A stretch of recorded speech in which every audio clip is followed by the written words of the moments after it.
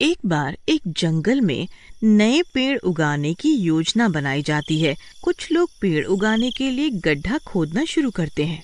वे लोग गड्ढा खोद ही रहे होते हैं कि मिट्टी के अंदर एक गुड़िया मिलती है।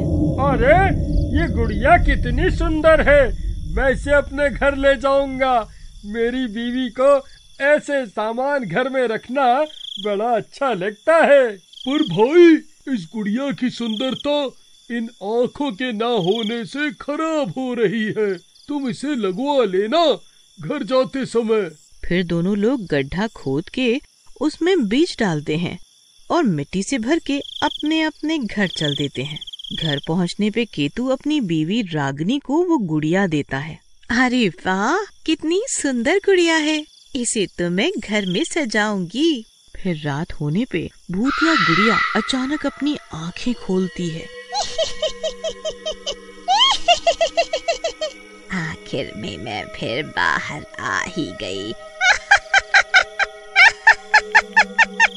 चलो, बड़े दिन हो गए, रात की सैर की जाए। फिर गुड़िया घर की खिड़की से बाहर कूद जाती है। अरे वाह, कितनी शांति है गांव में। आज तो मैं गांव की सैर करूंगी। गुड़िया गांव में घूमने लगती है। तभी उसे मीरा सोते हुए नजर आती है। यही तो थी जिसने मेरी आंखें निकाल कर मुझे दफनाया था। आज तो मैं इसे नहीं छोड़ूंगी। नहीं, मैं इसे सबक सिखाऊंगी, वो भी ऐसा जिससे इसे एहसास हो कि सुंदरता कम होने का दुख क्या होता है। भूतिया गुड़िया चुपके से आहिस्ते आहिस्ते जाती है और मीरा की चोटी काट लेती है और आगे सैर पर निकल जाती है। सुबह होने पर वो वापस रागिनी के घर में आके बैठ जाती है। यहाँ मीरा नहा धो के जब अपने बाल संवारने जाती है तो चौंक जाती है। हाय हाय, मेरी चोटी, हाय मेरी चोटी काट दी किसी ने। हाय, मैं लुट गई रे, मैं बर्बाद हो गई। अब मैं क्या करूं? हाय रे मेरी चुटिया। ये मीरा को सुबह सुबह क्या हो गया है? क्यों इतना चिल्ला रही है? जाके देखता हूँ। ये तुमने अपने बालों का क्या कर दिया? ये क्या कोई नया फैशन है?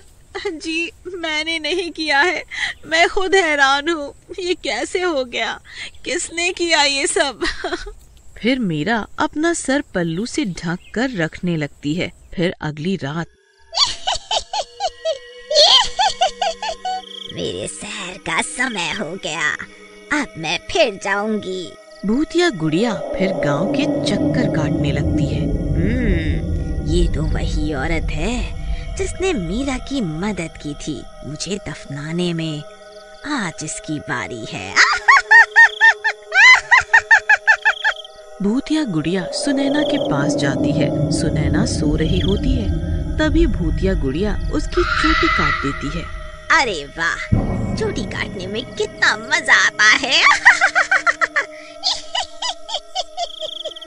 फिर वो गुड़िया सुबह होने से पहले ही रागिनी के घर वापस आ जाती है। सुबह होने पे अरे मेरी चोटी, अरे कौन कम वक्त काट गया। मैंने किसी का क्या बिगाड़ा था? हाय मेरी चोटी। सुनैना के रोने धोने की आवाज सुन के मीरा उसके पास आती है।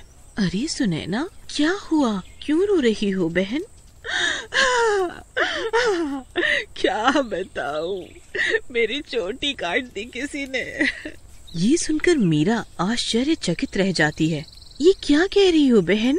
परसों रात में मेरी भी चोटी काट दी किसी ने। पता नहीं किसी की हमसे क्या दुश्मनी है जो हम औरतों के साथ ऐसा कर रहा है। सुनैना जब मीरा की बातें सुनती है तो वो भी हैरान रह जाती है। हाँ बहन, कुछ करना पड़ेगा, कैसे भी पता तो लगाना पड़ेगा। फिर सब अपने अपने कामों में लग जाते हैं। फिर तीसरी रात भूतिया गुड़िया अपनी आंखें खोलती है। मैं तो तैयार हूँ अगले शिकार पर जाने के लिए। गुड़िया फिर गांव में निकल पड़ती है। तभी रागिनी की आंखें खुल जाती है। अरे ये कैसी आहट है? किसी के पैरों की आवाज, वो भी इस समय? नहीं नहीं, मेरा वहम होगा। इस समय मेरे घर में कौन होगा? फिर रागिनी पानी पी के दोबारा सो जाती है। भूतिया गुड़िया फिर किसी के घर में घुस के उस औरत की चोटी काट देती है। अब आएगा मजा जब पूरा गांव मेरे आतंक से परेशान हो जाएगा। सुबह होते ही गुड़िया शांत होके वापस घर आ जाती है। यहाँ दूसरी तरफ ये चोटी काटने वाली का भय पूरे गांव में फैल जाता है। अरे बहन, मैं तो किसी को मुंह दिखाने लायक नहीं रही। बालों से हम औरतों की सुंदरता होती है, वही काट लिए किसी ने। अरे कीड़े पड़े उसे, मौत पड़े उसे आधी रात में। हाय रे, क्या करूं, कहाँ जाऊं बिना बालों के। बहन, मैं तो अब रात को चौकन्नी होकर सोऊंगी। कहीं ऐसा न हो अगला नंबर मेरा आ जाए। मैं अपनी चोटी नहीं कटने दूंगी। डरते डरते सब औरतें अपने घर आ जाती हैं। ये आतंक का डर पूरे गांव को खाए जा रहा था। तभी ये खबर केतु रागिनी को बताता है। रागिनी, अपनी चोटी को संभाल के रखो। गांव में कई औरतों की चोटी किसी ने आधी रात को काट ली है और कोई नहीं जानता कि वो कौन है। अरे नहीं नहीं, मजाक कर रहे होंगे गांव वाले। ऐसे कोई क्यों किसी की चोटी काटेगा? ये भी भला कोई बात हुई? मेरा काम तुम्हें आगाह करना है। अपने बालों से प्यार है तो ध्यान रखना। मैं काम पर जा रहा हूँ। जी ठीक है। कौन होगा चोटी काटने वाला? किसी को क्या फायदा मिलेगा चोटियों से? पर फिर भी ये आतंक तो गांव में फैल चुका है, मुझे भी संभल कर रहना होगा। फिर रात होने पे गुड़िया फिर अपना आतंक फैलाने निकलने लगती है। आधी रात को वो घरों में घुस घुस के कई औरतों की चोटी काट लेती है और सुबह होने से पहले घर में वापस आ जाती है। सुबह होते ही पूरे गांव में हाहाकार मच जाता है। अरे मेरी चोटी काट डाली। अरे मैं लुट गई रे, बर्बाद हो गई।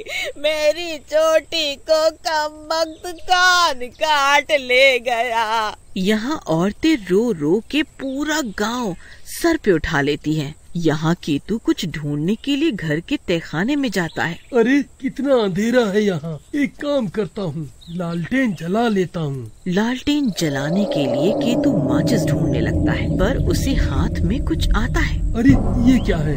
एक तो इतना अंधेरा है। अरे ये क्या?